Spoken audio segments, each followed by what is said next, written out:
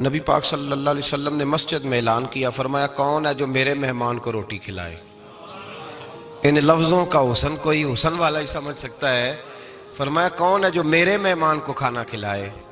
تو ایک صحابی لے گئے اور اٹھے وہ صحابی جو صحابہ میں غریب تھے، ایک انصاری جو غریب آدمی تھے، بہت زیادہ امیر آدمی اللہ کی راہ میں خرچ نہیں کر پاتا، اس کے لیے مشکل ہو جاتا ہے۔ اس کے لیے بہت امیر آدمی جو ہوتا ہے نا، وہ جتنا زیادہ امیر ہوتا ہے نا اتنی دیوار اس کے گرد کھڑی ہو جاتی ہے پیسوں کی، مشکل ہو جاتا ہے اس کے لیے۔ غریب آدمی کھڑے ہوئے، اگرچہ میرے محبوب کے غلاموں میں جو بڑے امیر تھے وہ بھی خرچ کرنے میں بڑے آگے تھے، حضرت عثمان غنی رضی اللہ تعالیٰ عنہ، حضرت عبد الرحمن ابن عوف، حضرت ابو بکر صدیق رضی اللہ۔ لیکن یہ غریب آدمی کا حضور میں لے جاؤں گا، میں لے کے جاؤں گا، اور یہ بخاری مسلم ہے۔ حضور نے فرمایا لے جاؤ۔ وہ اب صحابی گھر لے گئے اور بیوی سے مشورہ کیا، بات پہ غور کرنا، ہر چیز کی بھوک دیکھی جا سکتی ہے، بچوں کی نہیں دیکھی جا سکتی۔ وہ انصاری حضور کے مہمان کو گھر لے گئے، جا کے بیوی سے مشورہ کیا، کہا بھلی مانس گھر میں کچھ ہے؟ تو اس نے کہا تھوڑا سا بچوں کے لیے کھانا رکھا ہے۔ بچوں کے لیے، بچے تو بزدل کر دیتے ہیں، بچے تو آدمی کو بزدل کر دیتے ہیں، بچے تو مار دیتے ہیں، کلیجہ پھٹ جاتا ہے بچہ بھوکا ہو تو، نیند نہیں آتی۔ اب صحابی اپنی بیوی سے کیا کہتے ہیں؟ کہتے ہیں بچوں کو بہلا کے سلا دے، اور رسول اللہ کے لیے نہیں، رسول اللہ کے مہمان کے لیے، بھئی نبی پاک کے لیے نہیں، حضور کے، تجھ سے در در سے سگ اور سگ سے ہے مجھ کو نسبت، میری گردن میں بھی ہے دور کا پٹکا تیرا، تجھ سے در در سے سگ سگ سے ہے مجھ کو نسبت۔ لمبی بات ہے کہ بچوں کو سلا دو۔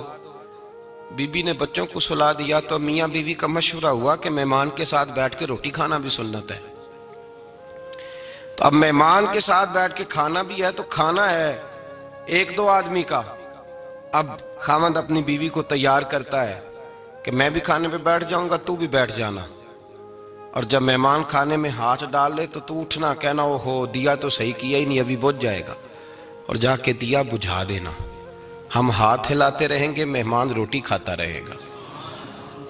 اور یار اس درد کو، اس کیف کو سمجھو، گھر میں بچے بھی بھوکے، بچوں کی ماں بھی بھوکی، بچوں کا باپ بھی بھوکا، دسترخوان پہ روٹی لگ گئی، روٹیاں چون ڈالیں، بی بی اٹھی کہنے لگی او ہو چراغ تو صحیح کیا ہی نہیں، یہ تو بجھ جائے گا۔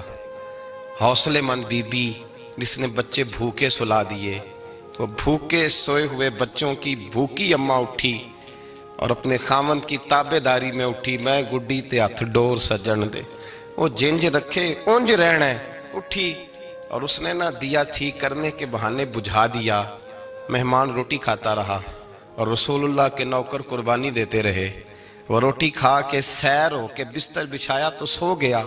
یہ میاں بیوی ساری رات بچوں کی طرف دیکھتے رہے اور غور کرتے رہے اور راضی رہے کہ ہم نے حضور کا فریضہ نبھایا ہے۔ قربان جاؤں محبوب پہ، بے خبر ہو جو غلاموں سے وہ آقا کیا ہے۔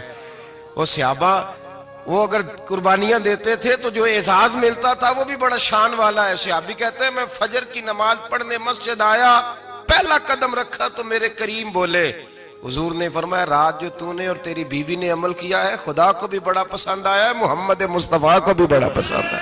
اور پھر ایک لفظ اور ہے حدیث میں، ایک روایت میں کچھ جملے اور بھی ہیں۔ حضور نے فرمایا جب تو اور تیری بیوی رات مہمان کے ساتھ ایثار کر رہے تھے نا، تو عرش کا مالک تمہیں مسکرا مسکرا کے دیکھ رہا تھا، رب تمہیں دیکھ کے مسکرا رہا تھا۔